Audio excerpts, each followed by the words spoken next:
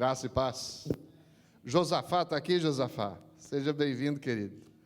Que bom estar aqui com vocês. Toda vez que eu venho aqui, eu vejo rostos novos, isso é muito bom. A última vez que eu estive aqui, eu vi o rosto do Léo, e ele teve um mês aí para conhecer a igreja, namorar a igreja, e hoje vai ser recebido como membro. Se hoje é a primeira vez que você está aqui, você tem um mês para eu voltar aqui e decidir para se tornar membro da igreja. Muito bem, queridos. Abra sua Bíblia em Deuteronômio, capítulo 8. Deuteronômio, capítulo 8.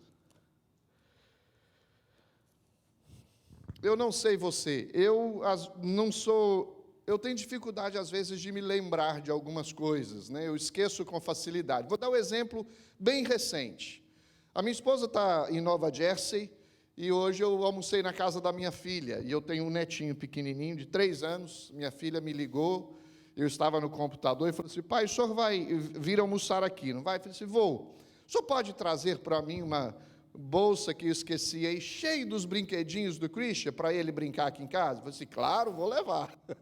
Aí, acabei de fazer o que eu tinha que fazer no computador, eu fui para a casa dela almoçar, abri a porta, a primeira coisa que ela pergunta: você trouxe os brinquedinhos?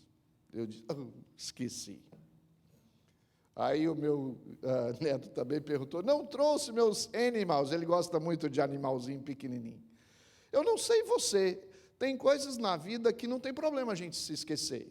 Por exemplo, com certeza a bagzinha com os brinquedinhos vai ser levado para o Cristo, só que ela vai passar lá depois. Mas tem coisas que nós não podemos nos esquecer. Tem coisas que, se esquecermos, pode ser fatal na nossa vida. Nós vamos ler um texto hoje que nos exorta, é Deus exortando o seu povo através de Moisés, a se lembrar de coisas que são muito importantes para a vida deles. Coisas que não podem ser esquecidas. Nós vamos ler no texto vamos observar no texto que nós lemos, várias vezes o Senhor dizendo: não te esqueças, lembrar-te-ás, guarda-te para não se esqueceres. E nós vamos ver algumas coisas importantes para a nossa vida, as quais nós não podemos nos esquecer. Mas antes nós vamos ler o texto Deuteronômio. Vocês acompanhem, mesmo assentados, estejam atentos e reverentes à palavra do Senhor. Diz assim: cuidareis de cumprir todos os mandamentos que hoje vos ordeno, para que vivais e vos multipliqueis e entreis e possuais a terra que o Senhor prometeu sob juramento a vossos pais. Recordar-te-ás de todo o caminho pelo qual o Senhor teu Deus te guiou no deserto estes 40 anos, para te humilhar, para te provar e para saber o que estava no teu coração, se guardarias ou não os seus mandamentos. Ele te humilhou e te deixou ter fome e te sustentou com maná, que tu não conhecias, nem teus pais o conheciam, para te dar a entender que não só de pão viverá o homem, mas de tudo que procede da boca do Senhor viverá o homem. Nunca envelheceu a tua veste sobre ti, nem se inchou o teu pé nestes 40 anos. Sabe, pois, no teu coração que, como um homem disciplina seu filho, assim te disciplina o Senhor, teu Deus. Guarda os mandamentos do Senhor, teu Deus, para andares nos seus caminhos e o temeres, porque o Senhor, teu Deus, te faz entrar numa boa terra, terra de ribeiros de águas, de fontes, de mananciais profundos, que saem dos vales e das montanhas, terra de trigo e cevada, de vides, figueiras e romeiras, terra de oliveiras, de azeite e mel. Terra em que comerás o pão sem escassez, e nada te faltará nela. Terra cujas pedras são ferro, e de cujos montes cavarás o cobre. Comerás e te fartarás, e louvarás o Senhor teu Deus pela boa terra que te deu.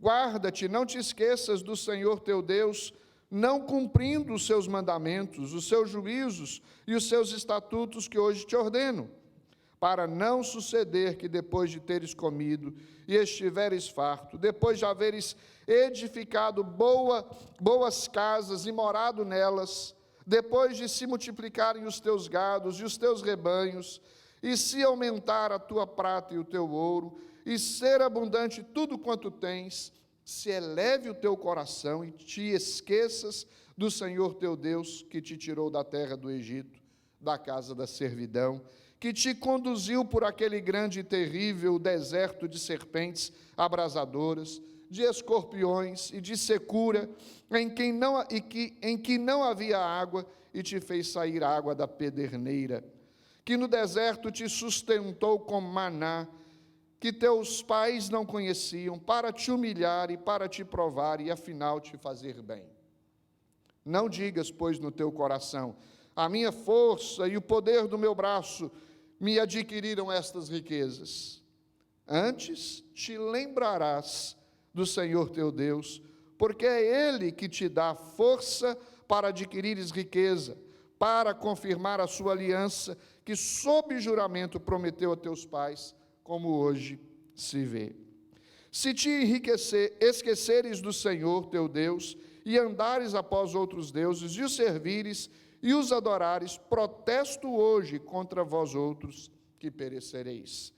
Como as nações que o Senhor destruiu de diante de vós, assim perecereis, enquanto não quiseste obedecer à voz do Senhor, o vosso Deus.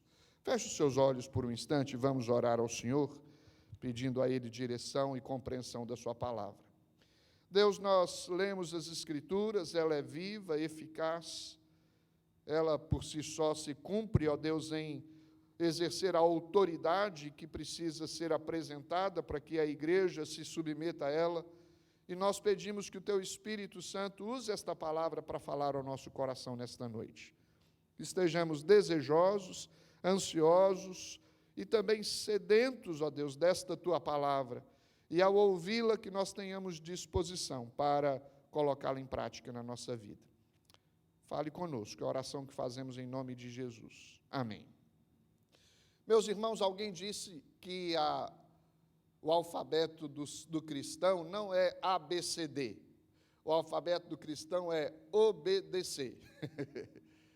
E este livro de Deuteronômio fala sobre obediência. O contexto geral é a condução do povo que saiu do Egito sob a poderosa mão de Deus, e obviamente Moisés os estava conduzindo no deserto, e o destino era o Monte Sinai, e eles receberem aliança, os mandamentos do Senhor, os mandamentos, as tábuas da lei, para que orientasse o povo que ia herdar a terra, para que eles soubessem como eles deveriam viver nesta terra para onde o Senhor os levaria. Deuteronômio é um livro que não pode ser esquecido.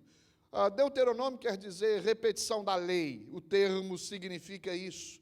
É a palavra do Senhor dita ao seu povo, por um objetivo muito simples, porque Deus ama o seu povo, Ele dá direção, Ele guia, Ele orienta, Ele mostra o caminho, Ele apresenta as consequências das nossas atitudes, dos nossos atos, das nossas decisões. É um livro que nos encoraja a tomar decisões importantes na nossa vida, a fazermos escolhas importantes na nossa vida. Se nós queremos viver a vida cristã na perspectiva de ser uma vida bem-sucedida, né, claro, a partir do que a palavra de Deus nos apresenta, não uma vida bem-sucedida a partir do que o mundo oferece, porque tem muita gente no mundo que tem uma vida bem-sucedida do ponto de vista econômico, social, mas eles estão perecendo. Por outro lado, tem muita gente desprovida de bens materiais, mas confiam no Senhor e estão vivendo uma vida bem-sucedida. Portanto, nós precisamos entender, meus irmãos, que a vida cristã pode ser desfrutada de maneira abundante. Vários textos das Escrituras dizem: bem-aventurados sois quando, no que diz respeito ao contexto dessa passagem, quando obedeceres a palavra do Senhor. E ser bem-aventurado é ser feliz, é ser próspero. É um texto que fala de prosperidade, não no contexto da teologia da prosperidade, mas no contexto da vida abundante que Deus oferece àqueles que confiam no seu nome. Eu quero compartilhar com vocês 3 coisas que nós não podemos esquecer. A primeira delas é a obediência à palavra do Senhor. A segunda delas é entender o objetivo das provas que nós passamos por elas. E a terceira coisa que não podemos nos esquecer é de confiar no Deus da provisão. Obediência, provação e provisão. 3 coisas que você precisa guardar no seu coração nessa noite. Se você for para casa e se lembrar de que é importante obedecer os mandamentos do Senhor, que é importante entender o propósito das provações, e que não podemos e nem precisamos desconfiar do Deus da promessa, porque Ele é fiel, e confiar nele de todo o nosso coração, nós nos damos por satisfeitos. Porque é isso que o texto nos ensina. Vamos então destacar em primeiro lugar o que nós não podemos esquecer, de guardar os mandamentos. Não é isso que o primeiro versículo diz? Cuidareis de cumprir todos os mandamentos. Guardareis de cumprir não se esqueça de cumprir. Guarde esses mandamentos no coração. Mandamentos aqui é a palavra de Deus, são os preceitos de Deus, é a lei de Deus, é o que Deus deixou para o seu povo, para guiá-lo, orientá-lo, para estabelecer como eles deveriam viver, o que podiam fazer, o que não podiam fazer, ou seja, viverem debaixo da direção de Deus que os criou. E é interessante porque este versículo, logo no primeiro versículo, mostra o objetivo para o qual os mandamentos devem ser observados e guardados e lembrados. E está aí mesmo no verso de número 1. Porque tem olha só, a palavra para, a gente guarda os mandamentos para quê? Para, aí logo seguida diz, para que vivais, para que vos multipliqueis, para que entreis e possuais a terra que o Senhor prometeu sob juramento a vossos pais.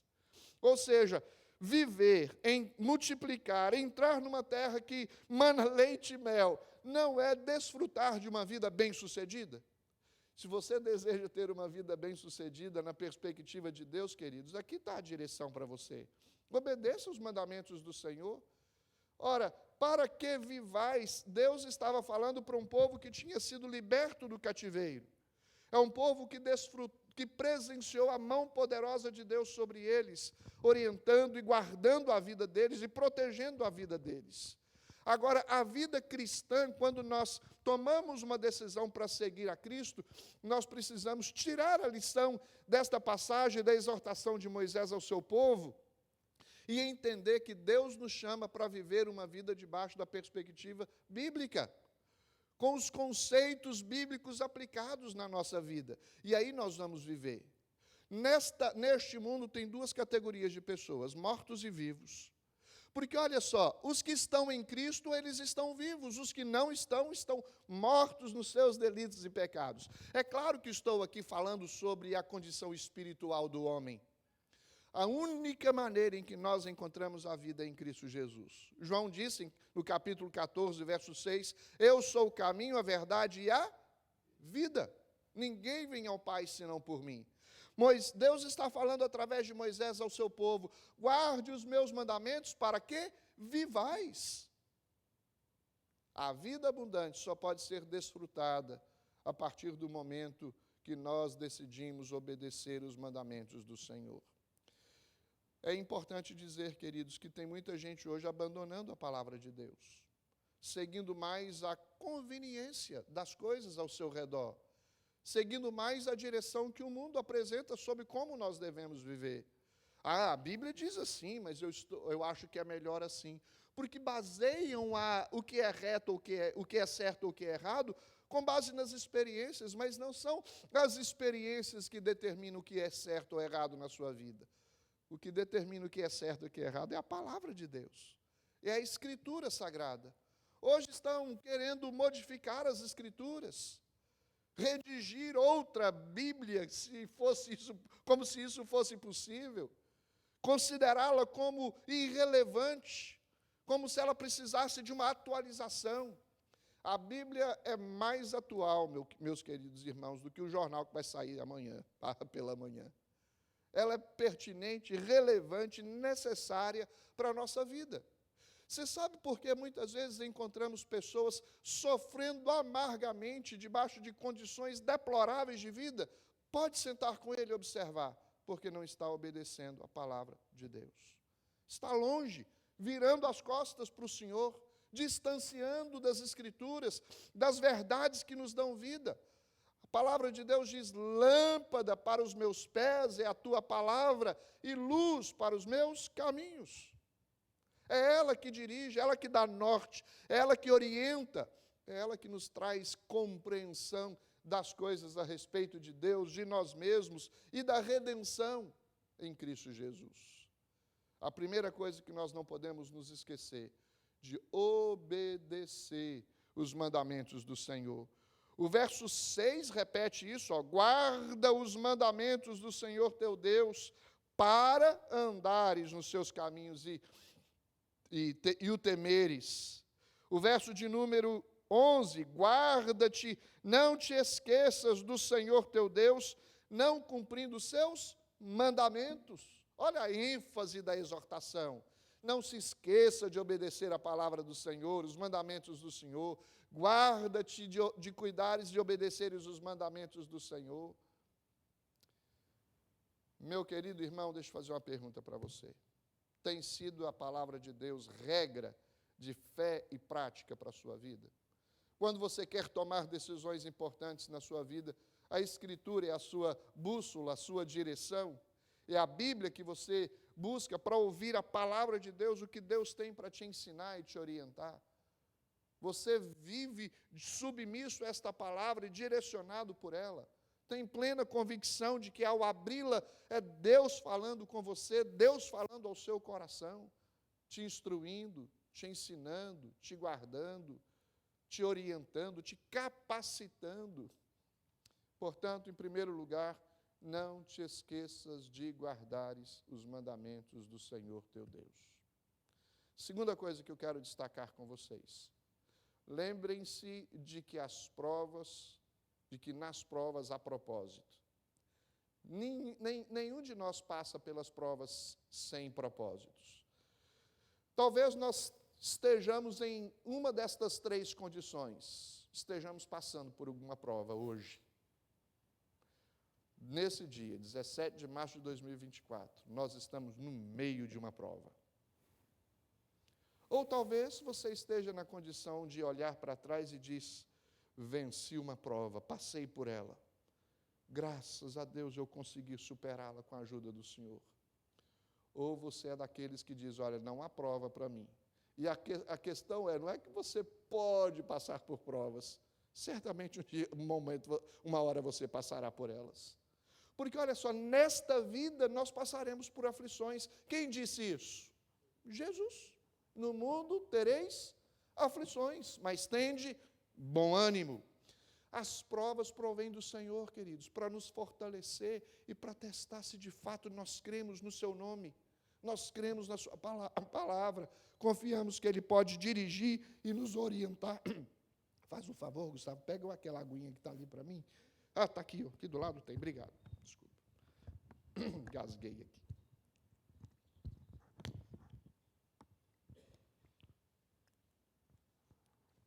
Olha o verso de número 2. Recordar-te-ás de todo o caminho pelo qual o Senhor teu Deus te guiou no deserto, estes 40 anos. Para quê? Olha o para aí, ó.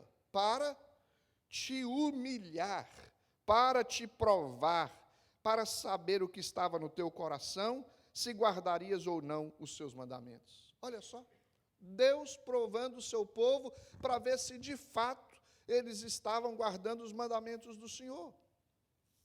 É importante se lembrar das provações, porque ela tem um objetivo. E aqui, qual era o objetivo? Deus queria que o seu povo se lembrasse de quão grande foi o poder com o qual Ele os livrou das mãos dos egípcios. Para te provar, para te humilhar, para saber o que estava no seu coração. E, na verdade, coração, o único que tem acessibilidade livre é Deus. Nós não conhecemos, nem nós mesmos conhecemos de fato como é o nosso coração. A Bíblia diz que desesperadamente corrupto é o coração do homem, mas Deus conhece a sinceridade se você está decidido a servi-lo ou não, a viver uma vida na sua presença ou não, a obedecer os seus mandamentos ou não. As provas, elas nos amadurecem, queridos. Não são todos que resistem às provações, mas os que resistem saem delas mais fortalecidos, mais robustecidos na sua fé. Aliás, deixa eu dizer, a prova pode provocar na vida das pessoas duas coisas: ou aproximação de Deus, ou distanciamento de Deus. Porque tem muita gente que no meio da prova se rebela contra Deus, questiona Deus, acha que a culpa das coisas que acontecem é de Deus. Portanto, Deus permite que nós passemos por algumas coisas para nos testar, nos provar. E olha só, eles sabiam muito bem de como Deus tirara com mão poderosa do cativeiro egípcio. E aí talvez você pergunte assim: pastor, se foram duras as provas, por que nos lembrarmos delas? Não é melhor esquecer as coisas difíceis, as experiências difíceis que nós passamos pela vida? Não, queridos, o objetivo não é fazer você voltar ao sofrimento ou à dor que a prova lhe provocou. O objetivo é lhes fazer lembrar de que no meio das provas Deus estava lá com você. É para exaltar a Deus, é para honrar o nome do Senhor, é para exaltar a grandiosidade do poder de Deus. Quando passamos pelas provas, nós nos humilhamos e Deus é exaltado. Na verdade, a vida de obediência do povo de Deus a Deus deveria provocar essas duas coisas em comportamento nosso: se alegrar com as bênçãos, mas também reconhecer que Deus é digno de glórias, de honras e de louvores. Exaltar a pessoa de Deus. O verso 3 em diante continua repetindo: ele te humilhou e te deixou ter fome, te sustentou com maná que tu não conhecias, nem teus pais o conheciam, para te dar a entender que não só de pão viverá o homem, mas de toda palavra que procede da boca de Deus. No Novo Testamento, esse texto ele é citado. Na verdade, Deuteronômio é o livro mais citado no Novo Testamento. Nos primeiros capítulos a lei é repetida, no 6º capítulo você vê que Deus, através do seu povo, dá instrução ao seu povo para inculcar esta palavra na mente das crianças, para elas não se desviarem do caminho do Senhor. No verso 7 aborda esta questão de exortação do povo, de Deus ao povo, enfatizada pelo capítulo 8. E agora, várias coisas que Deus fez no deserto para lhes provar. Exalta a pessoa de Deus, e nós precisamos nos lembrar, quando passamos pelas provas, que Deus estende a sua mão de socorro sobre nós. Não foi assim no deserto? Eles enfrentavam inimigos, Deus os dava vitória sobre os inimigos. Eles passaram sede, Deus fez água brotar da rocha. Tiveram fome, fez maná cair do céu. Precisavam à noite de aquecimento e luz, colocou uma coluna de fogo sobre eles. Durante o dia, o sol escaldante do deserto era amenizado por uma nuvem que pousava sobre as tendas que estavam no deserto. Em todas as provas que eles tiveram, Deus trouxe livramento delas. Mas é interessante que este povo era de dura cerviz. O que é ser de dura cerviz? É não se humilhar, não se encurvar. Cerviz é essa parte da cervical. Quem tem dura cerviz não se dobra. E o povo não se dobrava diante do senhorio de Deus. Se rebelava. Deus exortava para que eles permanecessem firmes, eles desobedeciam, Deus traria juízo, Moisés orava ao Senhor e Deus tinha misericórdia e lhes dava uma nova oportunidade. Toda uma geração que saiu do Egito pereceu no deserto porque abandonou o seu Deus. Só 2 pessoas entraram. Como está a sua vida, querido, diante das provas? Você é daqueles que se rebelam contra Deus ou daqueles que se aproximam do Senhor e dizendo: tem misericórdia, Senhor, da minha vida, me ajuda, me dê força para passar por esta prova. Eu sei que o Senhor não nos dá prova além do que nós podemos suportar. Me ajuda, seja comigo. Eu me arrependo dos meus pecados, quero me voltar para o Senhor, o meu coração é teu, a minha vida vai ser trilhada nos caminhos da verdade, nos caminhos do Evangelho. Me auxilia. A Bíblia diz que Deus não rejeita um coração contrito. Nós precisamos nos lembrar de obedecer os mandamentos do Senhor, precisamos nos lembrar que no meio das provas há um propósito. Nem sempre a gente conhece o propósito com antecedência. Não é verdade? Às vezes nós perguntamos no meio das provas, por que disso, Senhor? Ou para quê? Qual é o propósito do Senhor? Às vezes Deus não responde na hora, mas o tempo passa, você vence as provas, olha para trás e diz, foi-me bom ter passado pela aflição. Porque Deus sustentou, guardou e ensinou você a viver uma vida bem-sucedida na perspectiva de Deus. Mas, em terceiro lugar, eu quero destacar a confiança das provisões. O Deus que dá a sua palavra, exige obediência, nos prova para testar a nossa fé, é o Deus que provê, como proveu para o povo de Israel no deserto. Nem a sandália dos pés deles se desgastaram. Nesse texto que nós lemos, os pés não incharam durante todo esse período, porque a caminhada no deserto não é fácil. Nem os pés incharam. Provisão de Deus. Olha só, meus irmãos, observe você o verso de número 11.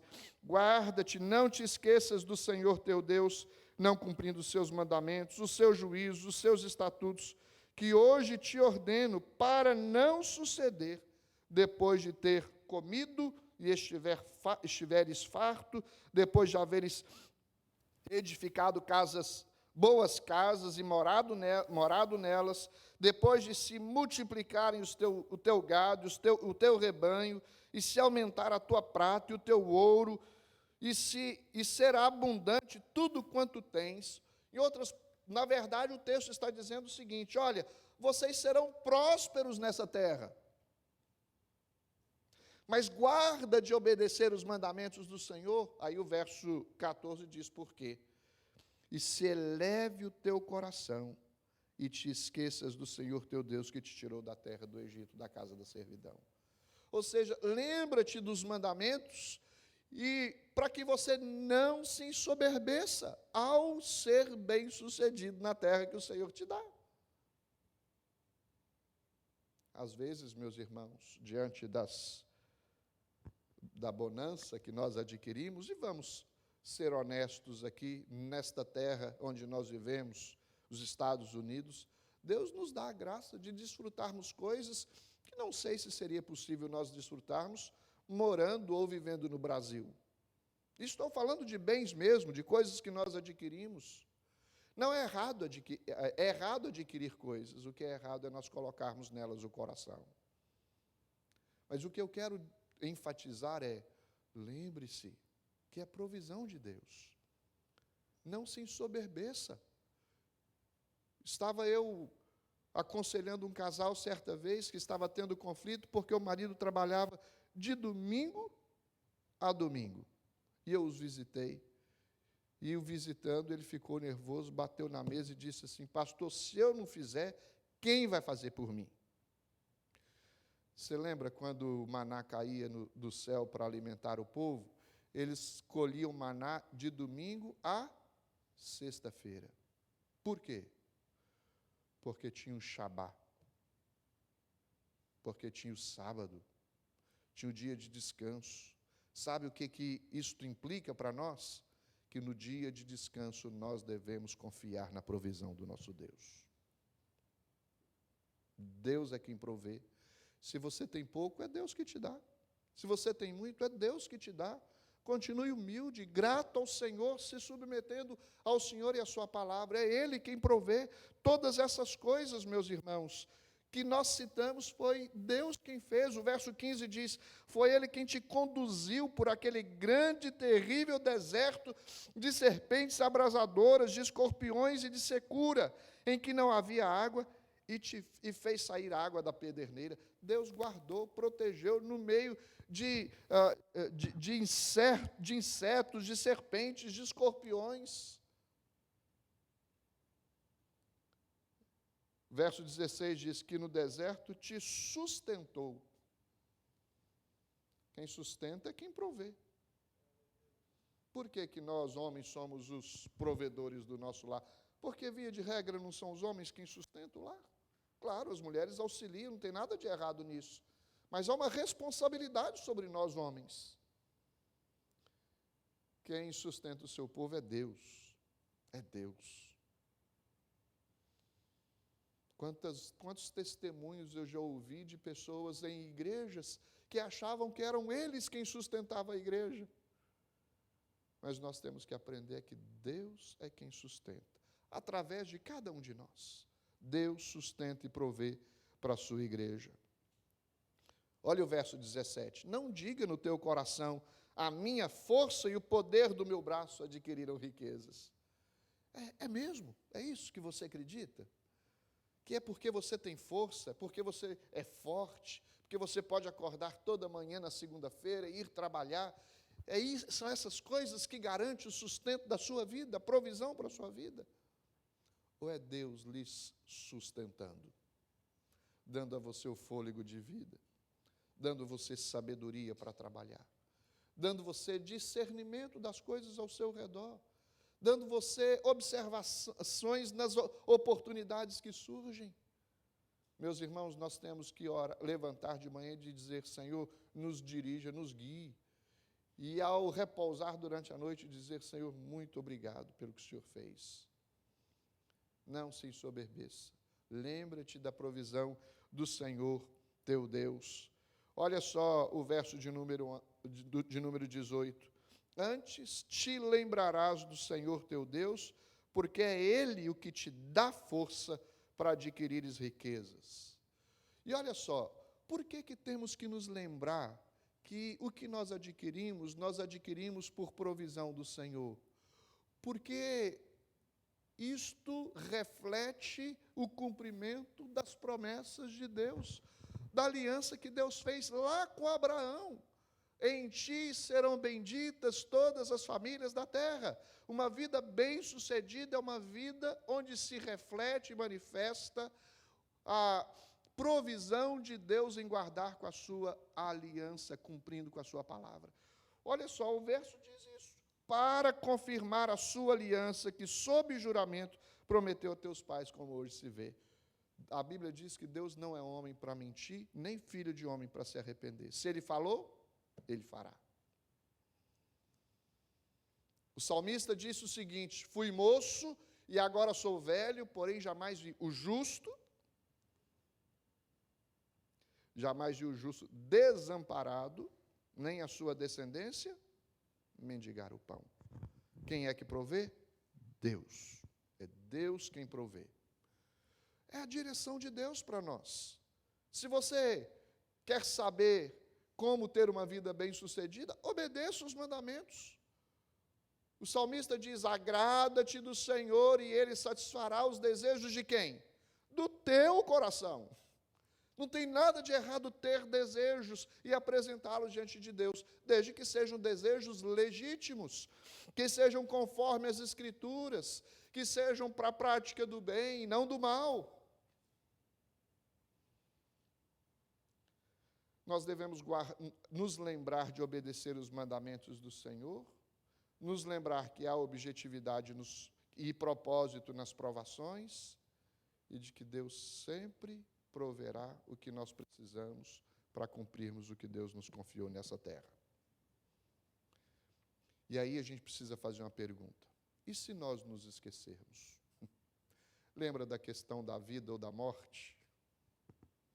Olha só o que diz o verso 19. Se te esqueceres do Senhor teu Deus, e andares após outros deuses, e os servires, e os adorares, é o que o povo no deserto estava fazendo. Abandonou o Senhor, esqueceram-se dos mandamentos do Senhor. E olha as consequências. Protesto hoje contra vós outros que perecereis. Perecer é sinônimo de morrer. Como as nações, eles viram nações sendo exterminadas,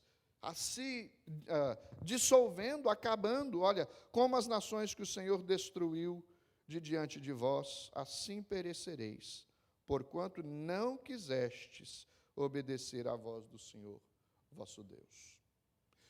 Uma vez eu assisti uma série de pregações sobre os mandamentos, e o tema da série era: obedeça e viva, ou desobedeça e morra. Isaías nos diz isso: se quiserdes e me ouvirdes, comereis o melhor dessa terra. Mas se fordes rebeldes e me recusardes, sereis devorados à espada. Espada não tem o objetivo de acariciar, não é? É de exterminar, de matar. Qual é a sua decisão? Servir ao Senhor e viver?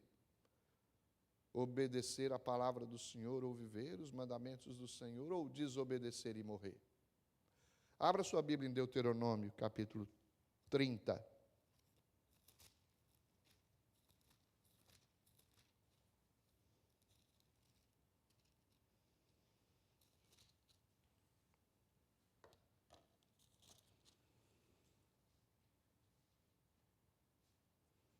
Olha só a exortação sobre a vida e a morte.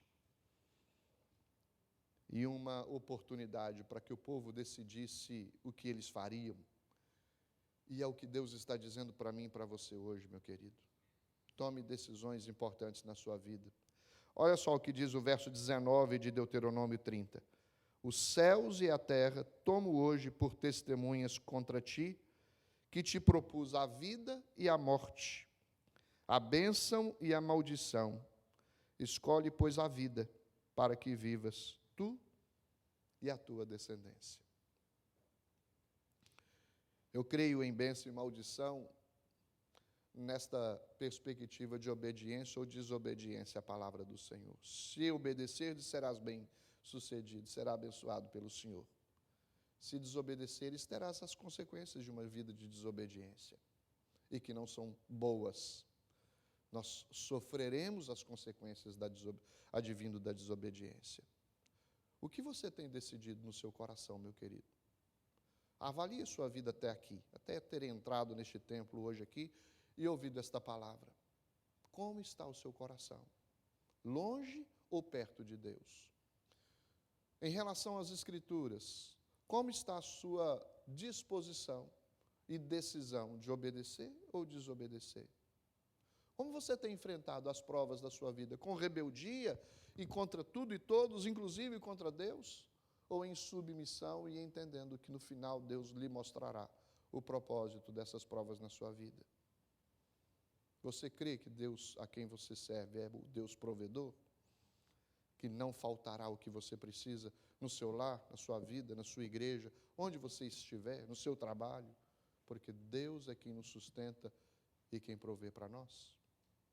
Feche seus olhos, curva sua fronte, coloque o seu coração diante do Senhor. Deus, nós pedimos que o Senhor aplique esta palavra no nosso coração. Que o Senhor nos ensine a viver segundo os preceitos do Senhor. O que nós escolhemos é a vida e não a morte. Mas a vida daqueles que decidem pela vida precisa ser coerente com a tua palavra, coerente com o Evangelho, com as verdades do Senhor. Ajuda-nos a viver uma vida que te agrada, Senhor. Ajuda-nos a colocar em prática a tua palavra em nossa vida. Ajuda-nos a ensinar aqueles que estão debaixo da nossa responsabilidade a seguirem nos caminhos do Senhor e a permanecerem nele. Abençoa esta igreja, abençoa cada um que está aqui nessa noite.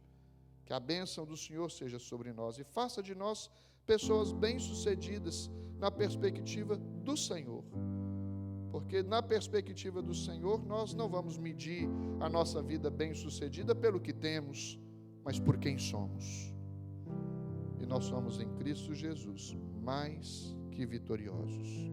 Muito obrigado por esta condição que o Senhor nos concede. Em nome de Jesus. Amém.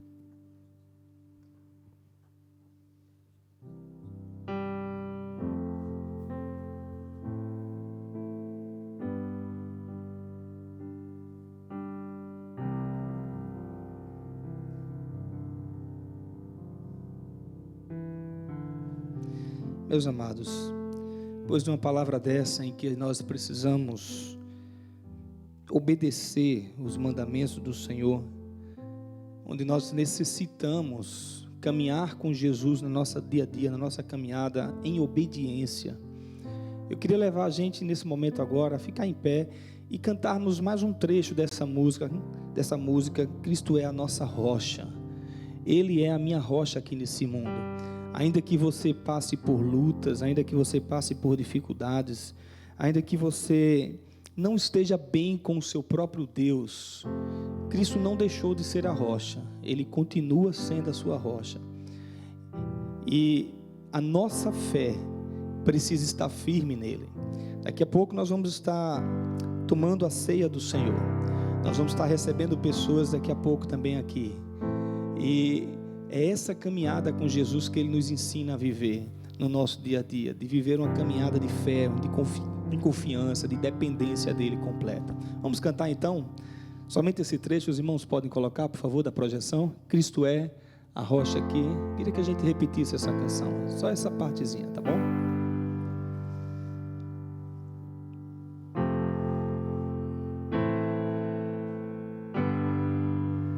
Cristo é a rocha, firme está a minha fé, na aflição é Senhor Salvador. Mais uma vez, vamos dizer juntos. Ele é Cristo, é rocha em que firme está a minha fé, na aflição é Senhor Salvador.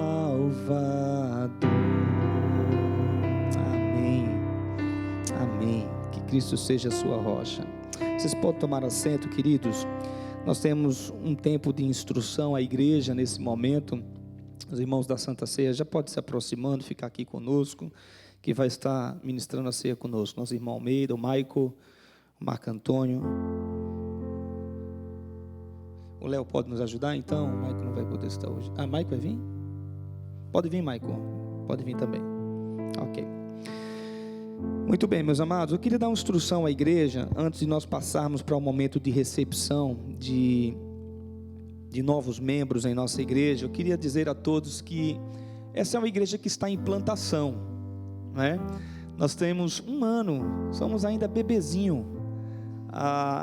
Nós começamos aqui há mais ou menos, né, pastor Ederson, 1 ano e alguma coisa, temos um tempo aí, 1 ano e meio, na verdade, juntos como pequenos grupos, mas como culto público tem aí quase 1 ano, e fizemos já 1 ano, na verdade, e essa é uma igreja em plantação, e como é bom a gente sempre ter novas pessoas chegando e dizendo assim, eu quero ficar aqui com vocês.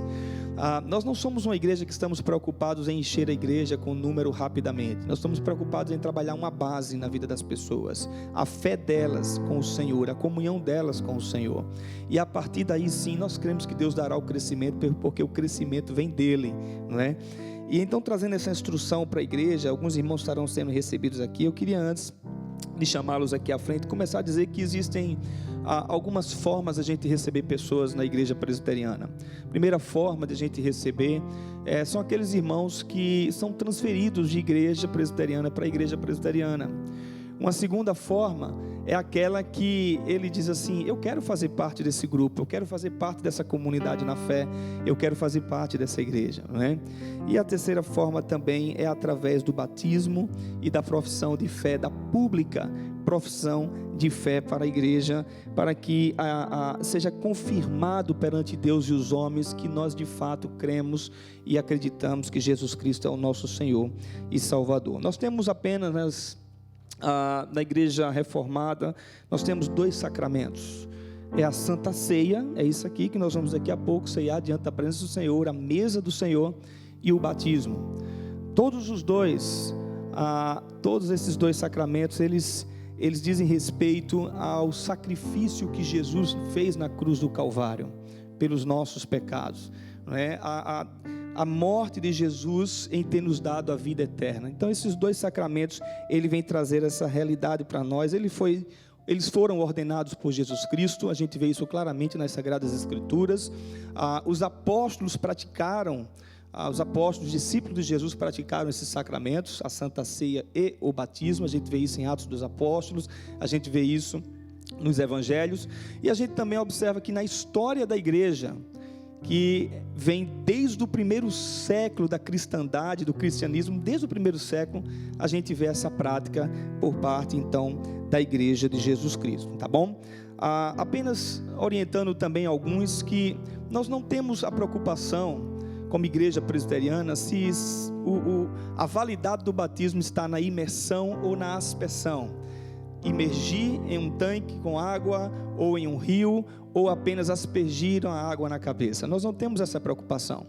Como é uma igreja nova, é importante eu estar explicando essas coisas para vocês, para que vocês possam entender bem o que nós cremos como comunidade na fé, como igreja presbiteriana. Então, para nós, o que vai valer é a presença do Pai, do Filho e do Espírito Santo, e não a muita água ou a pouca água, tá bom? Então, para nós não temos essa dificuldade. Recebemos irmãos que foram imersos, não é, pastor? Recebemos irmãos que foram batizados por aspersão, e nós praticamos o batismo por aspersão. Nós não temos dificuldade nenhuma com isso. Sobre o batismo nas Sagradas Escrituras, a gente vê claramente, tanto no Antigo Testamento, que é um rito de iniciação na família na fé. É um momento em que aquela pessoa está sendo publicamente demonstrada, declarada, dizendo assim: eu faço parte dessa família na fé, eu estou sendo inserida nessa família na fé. 2, é um símbolo visível da regeneração e da transformação em que o Espírito Santo faz na vida de uma pessoa. Então, a segunda coisa sobre o batismo é que a regeneração que um dia aconteceu na vida daquela pessoa, então agora é demonstrado, é confirmado através do batismo. A água, 3, simboliza a purificação dos pecados, como feito em nome do Pai, do Filho e do Espírito Santo, quando é feita, né? E então o batismo é a nossa união com Cristo e a participação das bênçãos do pacto da graça de Deus. E aí, como nós vamos hoje batizar crianças, e é engraçado que algumas pessoas sem, às vezes, conhecimento teológico, bíblico ou histórico, dizem assim: isso é coisa de católico, não é? E eu quero dizer para você que não, meus queridos. O batismo infantil é uma prática, inclusive, nos tempos, desde os primórdios do cristianismo, tá bom? E a reforma protestante, os reformadores também fizeram isso. Gênesis capítulo 17, diz assim: de hoje em diante, vocês circuncidarão todos os meninos 8 dias depois de nascidos, e também os escravos que nascerem nas casas de vocês, e os que forem comprados de estrangeiros, tanto uns como os outros deverão ser circuncidados sem falta. Esse será o sinal que vai ficar no seu corpo, para mostrar que a minha aliança com vocês é para sempre. Quem não for circuncidado não poderá morar no meio de vocês, pois não respeitou a minha aliança. Vamos entender isso aqui um pouco mais. O Novo Testamento, quando Jesus Cristo ele vem, o pacto da aliança, então, ele é confirmado, né, desde Abraão até Cristo e até os nossos dias. E aí, então, esse rito de iniciação na família na fé, que era a circuncisão, passa a ser o batismo no Novo Testamento, e isso fica muito claro. Ou seja, não era apenas uma questão nacionalista de Israel, mas era espiritual. A fé de Abraão era espiritual em Cristo Jesus, e o pacto se estende a todos os que creem em Jesus Cristo. E uma das coisas importantes dizer é que Jesus ele não alterou ali os participantes do pacto. Ou seja, no pacto da circuncisão, as crianças eram inseridas. E se as crianças eram inseridas, no Novo Testamento o batismo não foi diferente. Tá bom? Então é muito importante trazer essas orientações aqui para a vida da igreja. Eu quero ler mais um texto em Colossenses capítulo 2, versículos de 11 a 12, diz assim: Nele também vocês foram circuncidados não como uma circuncisão feita por mãos humanas, mas com a circuncisão feita por Cristo, que é o despojar do corpo da carne. Isto aconteceu quando vocês foram sepultados com ele no batismo, e com ele foram ressuscitados mediante a fé no poder de Deus, que ressuscitou dentre os mortos. Ou seja, aqui está muito claro no texto que a nossa fé em Cristo Jesus, ela é confirmada através do batismo, que veio substituir a circuncisão. Então, só para deixar mais claro para a gente, é importante ter esse momento aqui com vocês, é dizer que no pacto da aliança de Deus, o que foi confirmado ali foi exatamente dizer assim: essa criança, essa pessoa que está sendo circuncidada, ela está sendo inserida na família, na fé. E no Novo Testamento, então, a mesma coisa aconteceu com o batismo. Essa pessoa que está sendo batizada, ela está sendo inserida na família, na fé. Então, nós batizamos nossos filhos, porque nós cremos, de fato, que essas crianças, quando elas chegarem à idade madura, elas entenderão o Evangelho de Jesus. Os pais conduzem os filhos nos caminhos do Senhor. E aí os pais orientam esses filhos para que quando elas cheguem à idade da razão, elas possam dizer assim: eu quero esse Jesus na minha vida. O Espírito Santo toca, o Espírito Santo incomoda. Então nós estamos dizendo para vocês assim: nossa responsabilidade de pai é educar nossos filhos no temor do Senhor, para que quando eles cheguem à idade da razão, eles possam então caminhar com esse Jesus. Por isso, então, nós praticamos o batismo. Eu queria, então, convidar aqui a família do Gustavo e da Camila. Queria convidar também o Leonardo e a Tatiana. O Léo já está aqui. O Leonardo e a Tatiana, vocês vão ficar aqui de frente para a gente, tá bom? E eles vão estar apresentando a Deus hoje, através do batismo, o Logan, o Jacob, o Harry, no caso a família do Gustavo. E parece que vocês são famílias, né? Porque todos são Silva, né? Não só o Léo como o Gustavo. Então, o Liam Silva e a Grace Silva também vão estar aqui com a gente. Vocês podem vir para aqui, por favor? Ficar aqui de frente para a gente.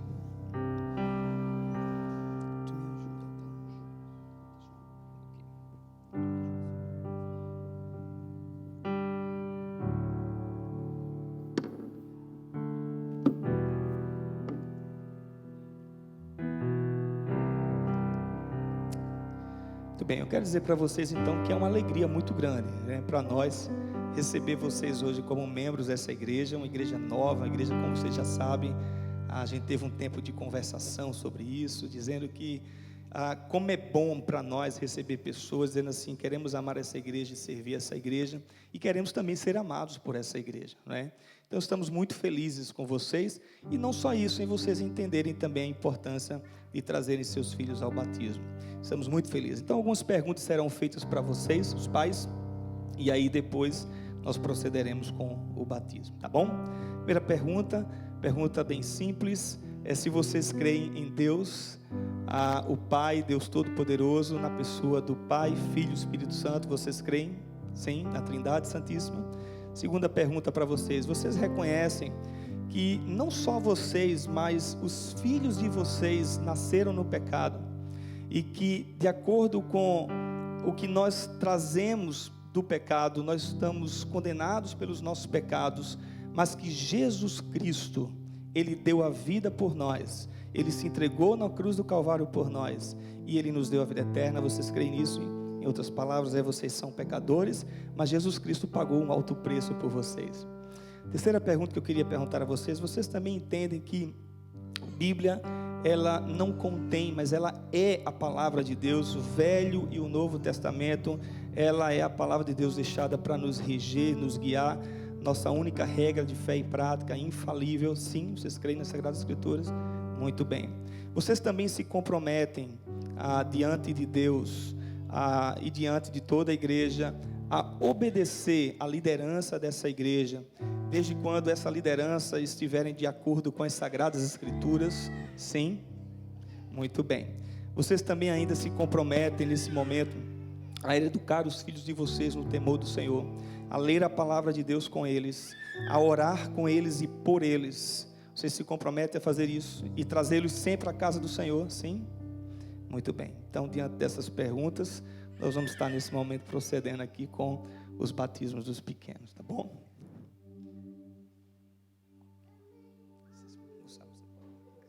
Queria que a igreja ficasse em pé, por favor.